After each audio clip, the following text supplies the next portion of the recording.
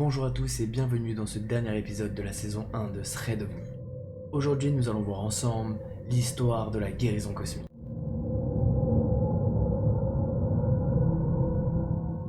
Un soir d'orage, et un jeune homme, que nous appellerons Dr X pour préserver son anonymat, était en train de soigner une vilaine blessure qui venait de se faire et qui l'oblige à boiter. Sa femme est en train de dormir pendant que son fils commence à se réveiller et commence à pleurer.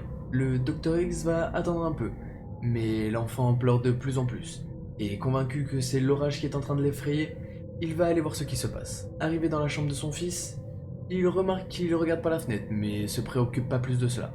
Il va alors essayer de le calmer progressivement.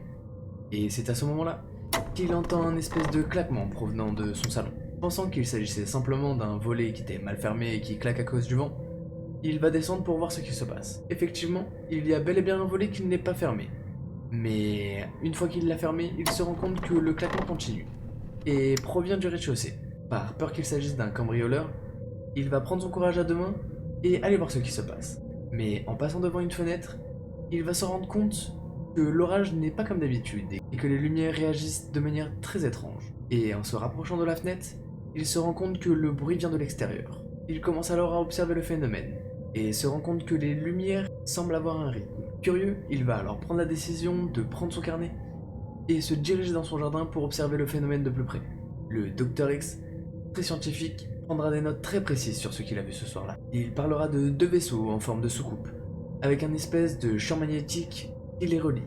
Il dira que c'est comme si les deux objets étaient en train de se nourrir de l'atmosphère et se partager l'énergie.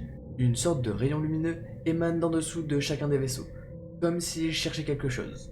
Mais au bout d'un moment, après seulement quelques minutes d'observation, le Dr X rapportera que les deux objets se sont rapprochés pour ne former plus qu'un seul objet. Le rayon s'est vu alors décuplé. L'objet s'est alors dirigé dans la direction du Dr X, et il a projeté le puissant faisceau lumineux sur le docteur. Il rapportera qu'il était plongé dans une lumière et qu'il ne voyait plus rien. Terrifié, il se jeta au sol, et après plusieurs minutes, un bruit retentit, et les lumières disparaissent. C'est en relevant la tête que le Dr X observera une espèce de gaz en train de se propager dans le ciel. Il va alors prendre la décision de rentrer chez lui pour raconter à sa femme ce qu'il vient de voir. Mais elle va s'apercevoir de quelque chose d'encore plus étrange, et que l'homme n'avait pas vu. Le Dr X ne boite plus, et sa blessure a totalement disparu.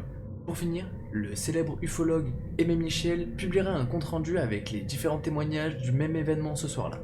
Il rapportera également qu'un étrange triangle est apparu sur l'abdomen du docteur, avant de disparaître quelques mois plus tard. C'est la fin de cette première saison de Thread of Me, j'espère qu'elle vous aura plu, n'hésitez pas à me le dire dans les commentaires, et si vous avez des histoires que vous voulez que je traite dans la saison 2, c'était Kick on Fire, peace out.